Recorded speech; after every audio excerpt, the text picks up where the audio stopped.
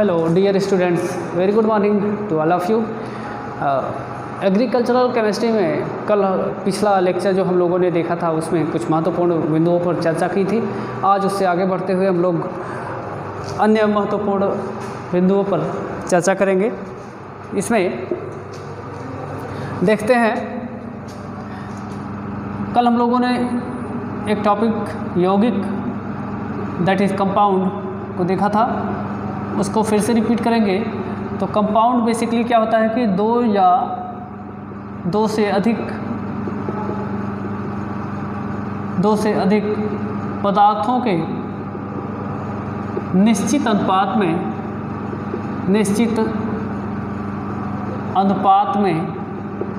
मिलने से क्या बनता है? यौगिक बनता है। ठीक है, दो या दो से अधिक पदार्थों के निश्चित अनुपात में मिलने से यौगिक का निर्माण होता है। और यौगिक की एक महत्वपूर्ण फीचर, एक विशेष फीचर है कि यह अपने मौलिक जो मूल पदार्थ है इसका गुण उनसे क्या होता है? भिन्न होता है। जो यौगिक है वह अपने मौलिक पदार्थों से भिन्न गुण वाला होता है। आपके पास उदाहरण है H2O, CO2, KMnO4 इत्यादि। ठीक है, इसी टाइम एक अन्य टॉपिक की बात करेंगे, वो है मिश्रण पदार्थों के अनिश्चित अनुपात में। कैसे? पदार्थों के अनिश्चित अनुपात में मिलने से क्या बनता है? मिश्रण बनता है। एक मिश्रण का ही एक प्रकार कह सकते हैं विलयन है। विलयन, क्योंकि मिश्रण जो होता है वह समांगी और विषमांगी दो प्रकार का होता है। समांगी मिश्रण जिसमें जो कंपोजिशन है, पदार्थों के मिलने का जो कंपोजिशन है वह हर जगह पर समान है, तो वह समांगी मिश्रण है।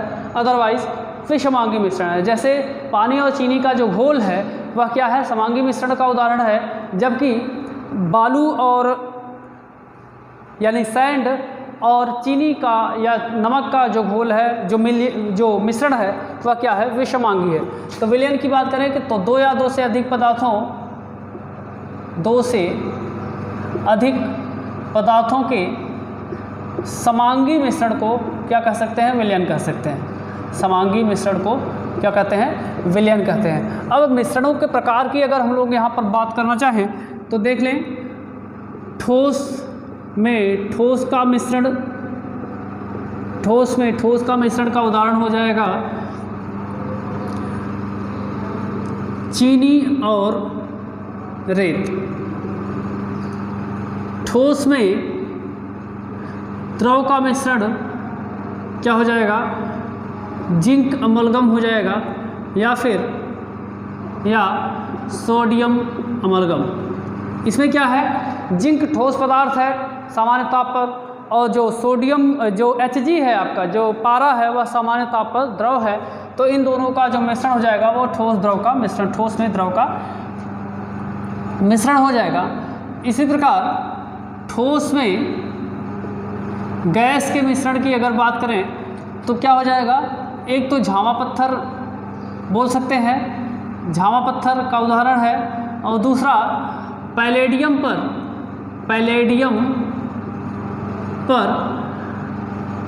H2 का अधिशोषण।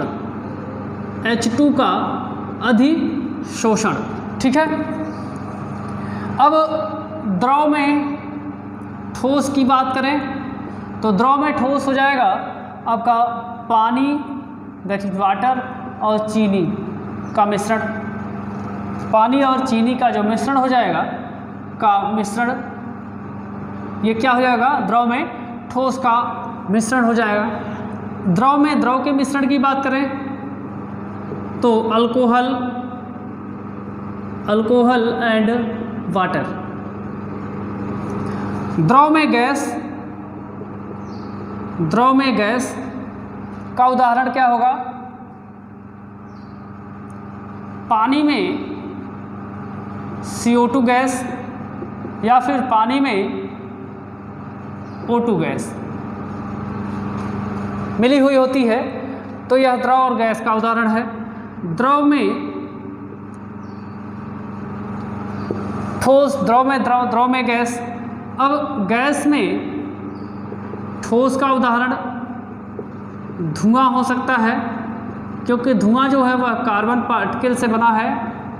कार्बन पार्टिकल वायुमंडल में जब घुलता है तो वह धुआं फॉर्म करता है, स्मोक फॉर्म करता है। गैस में द्रव के उदाहरण की बात करें तो यह फॉग यानी कोहरा बनाता है। और गैस में, गैस की बात करें तो यह वायु इसका बेहतरीन उदाहरण है। तो इस तरीके से मिश्रणों के विभिन्न उदाहरण, और तत्पश्चात हम लोग मिश्रण और उसके अवयवों को पृथक करने की विधियों के बारे में बात करेंगे, डिफरेंशिएट करने की विधियों के बारे में बात करेंगे। ठोस मिश्रण के अवयवों को अगर पृथक करना हो, ठोस मिश्रण आपस में मिले हुए हों, तो किन किन विधियों से उनको पृथक कर सकते हैं। एक तो है बीन कर। अगर ठीक ठाक बड़े बड़े पार्टिकल्स हैं, आपस में मिले हुए हैं, तो उनको अलग करने के लिए क्या करते हैं, बीन लेते हैं। अगर एक की साइज छोटी है, दूसरे की साइज बड़ी है, तो इस प्रकार से उनको बीन करके अलग कर लेते हैं। छान कर अगर ठोस और ठोस का विलयन है, ठोस और ठोस का मिश्रण है, उसको अलग करना है तो छान करके छलनी से जो फ्लोर होता है, जो आटा होता है, उसमें उसका स्ट्रा भी मिला होता है, भूसी भी मिली होती है, और आवश्यक यूज़फुल पदार्थ फ्लोर भी होता है। तो उसको पृथक करने के लिए क्या करते हैं, गेहूं के आटे को छलनी से क्या कर लेते हैं, छान लेते हैं। अगला है धोकर। धुलाई द्वारा कैसे कर सकते हैं, अगर कोई मिट्टी टाइप का पदार्थ मिला हुआ है किसी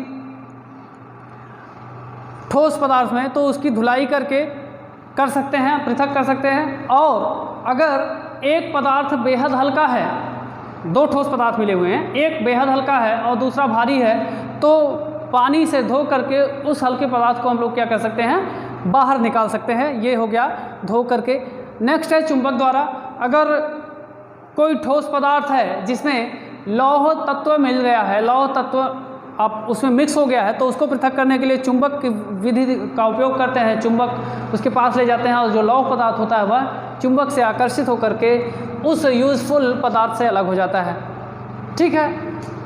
नेक्स्ट, प्रभाजी क्रिस्टलन की अगर बात करें तो प्रभाजी क्रिस्टलन में क्या कर सकते हैं, प्रभाजी क्रिस्टलन में ठोस पदार्थ का क्रिस्टलाइजेशन करा लेते हैं। एक ठोस पदार्थ का क्रिस्टलीकरण करा लेते हैं, तो वह जो दो ठोस पदार्थ आपस में मिले हुए किसी एक का क्रिस्टलीकरण करा लेते हैं, तो वह दूसरे ठोस पदार्थ से अलग हो जाता है। एक अन्य उदाहरण ऊर्ध्वपातन, एक अन्य प्रोसेस है ऊर्ध्वपातन का। ऊर्ध्वपातन प्रक्रिया दैट इज सब्लिमेशन प्रक्रिया है क्या एक्चुअली, कि किसी ठोस पदार्थ को गर्म करने पर वह सीधे गैस में परिवर्तित हो जाता है बिना द्रव में चेंज हुए। तो अगर कोई ठोस पदार्थ है, खाने का पदार्थ है जिसमें कपूर घुल गया है या फिर NH4Cl नवसादर मिल गया है, मिश्रित हो गया है, तो इसको क्या करते हैं, थोड़ा सा हल्का सा गर्म कर देते हैं, तो नवसादर या कपूर क्या हो जाता है, उड़ जाता है और मिश्रण से अलग हो जाता है। दूसरा टाइप है द्रव मिश्रण के अवयवों को कैसे पृथक कर सकते हैं। द्रव मिश्रण को अलग करने के लिए एक तो प्रभाजी आसवन करा सकते हैं। प्रभाजी आसवन में होता क्या है कि दोनों द्रव मिश्रित हुए हैं, आपस में सम्मिश्रणीय हैं, लेकिन दोनों का जो क्वथनांक है वह एक बेहद क्वथनांक में, दोनों पदार्थों के, दोनों मिश्रणों के क्वथनांक में बहुत ज़्यादा अंतर है। तो गर्म करेंगे तो एक पदार्थ क्या हो जाएगा, उसका आसवन हो जाएगा और वो पृथक हो जाएगा। एक दूसरा प्रोसीजर है पृथककारी कीप का। पृथककारी कीप में होता क्या, एक विशेष प्रकार की कीप होती है, एक विशेष प्रकार की कीप होती है, और इसमें ऐसे द्रव मिश्रण यूज किए जाते हैं जो कि आपस में अमिश्रणीय होते हैं। जैसे पानी में सरसों का तेल अगर घुल गया है, मिल गया है, तो क्या करेंगे, इस पृथककारी कीप में उस मटेरियल को डाल देंगे और पृथककारी कीप द्वारा धीरे धीरे करके पृथक कर लेते हैं। आपका जो तेल होता है, तली पदार्थ होता है, वो बाहर निकल जाता है। अगला प्रोसीजर है, नेक्स्ट टाइप है मिश्रण का, गैसों के मिश्रण को ठोस के मिश्रण से अलग करना है, पृथक करना है। तो क्या करेंगे, गैस में अगर ठोस घुला हुआ है, गैस और ठोस आपस में मिश्रित हुए हैं तो ठोस का क्रिस्टलीकरण करा लेते हैं, ठोस का क्रिस्टलन करा लेते हैं। एक दूसरा प्रोसीजर है द्रव के आसवन की, द्रव का आसवन करा सकते हैं, जो द्रव पदार्थ है उसका आसवन करा लेंगे तो वह पृथक हो जाएगा। अगला प्रकार है विलयन द्वारा। विलयन द्वारा पृथक्करण कैसे कराएंगे, अगर इस प्रकार का विलयन है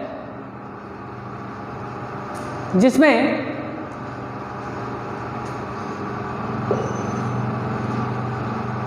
ठोस और ठोस द्रव आपस में अविलेय हैं, जब ठोस द्रव में अविलेय हो तो पृथक्करण कैसे करेंगे, ठीक है। क्योंकि ये जो हम लोगों ने लिखा है बेटा, विलयन द्वारा जो पृथक्करण था,